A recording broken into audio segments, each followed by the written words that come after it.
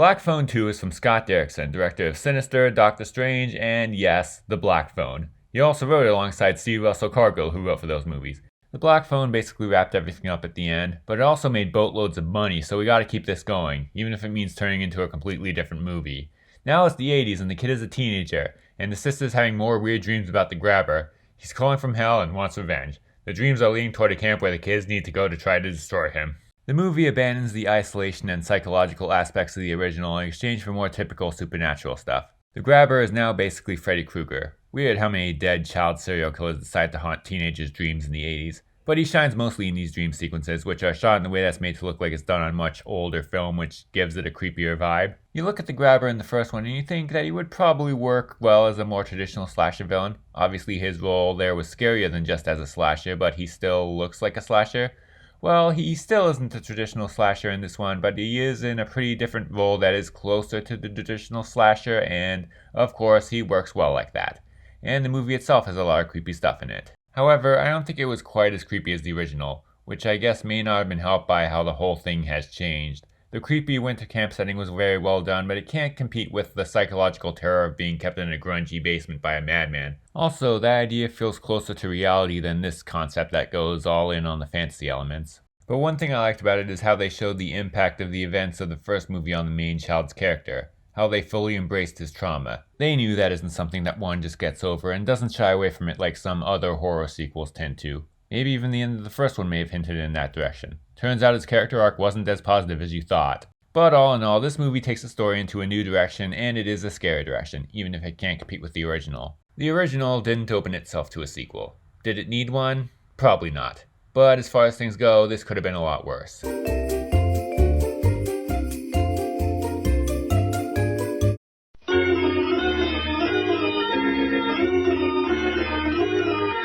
Today,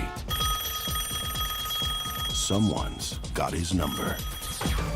Yep. Don't even think about leaving that booth.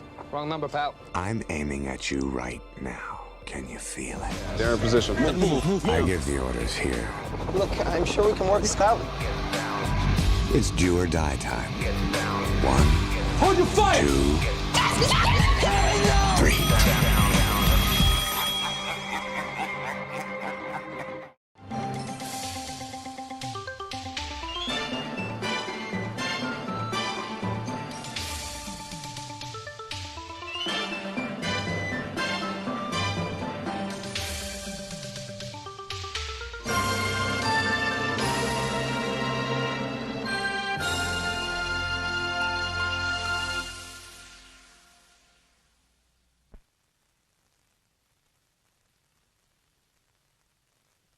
The Running Man is from director Edgar Wright, who also wrote it along with Michael Bacall, who worked on Scott Pilgrim vs. the World and the Jump Street movies. Based on the book by Stephen King, father of the author of the original Black Phone story.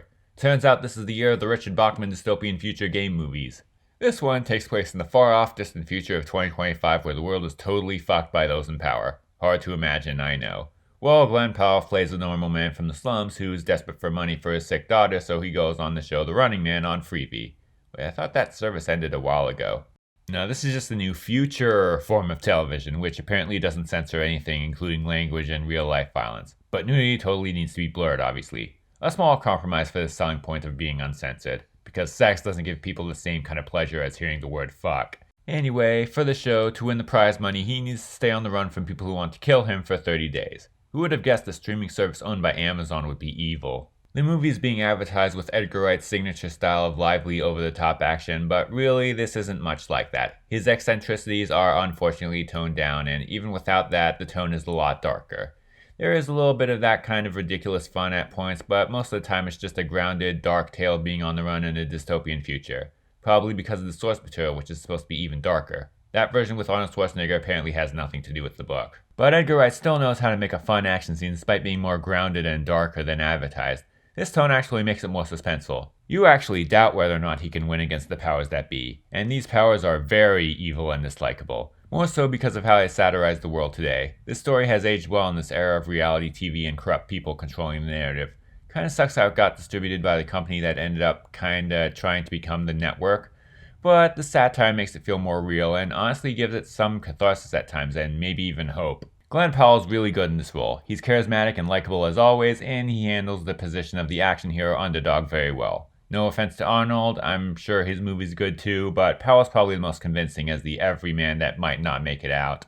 Of course, there are some issues, like this one character who basically comes in at the last minute and the script actually expects us to care about her minute-long character arc. But it's still a great action thriller and has a pretty unpredictable ending. This may be the unpopular opinion, but I think it's the best King adaptation this year. In my Long Walk review, I said that these movies were getting better as the year went on, and we can hope that The Running Man continues that pattern. Well, I think it kinda did. Although the It show that premiered before, I think, so far would probably rank between The Monkey and The Life of Chuck.